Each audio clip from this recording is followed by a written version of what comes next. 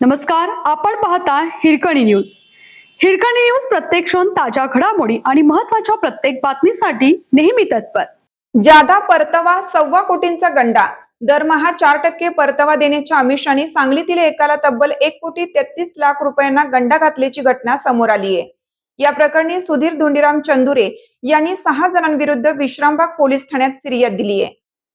समीर सुभाष नार्वेकर, नेहा समीर नार्वेकर दोघे राहणार रत्नागिरी, किरण वसंत कुंडले, चेतन खोत, महेश झाडबुके आणि स्नेहा खोत चौघे राहणार सांगली अशी गुन्हा दाखल झालेल्या संशयितांची नावे आहेत.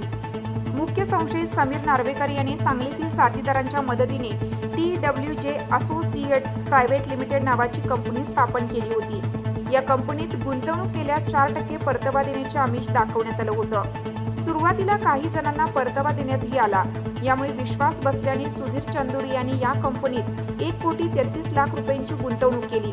मात्र जुलै 2021 पासून त्यांना कोणताही परतावा मिळाला नाही.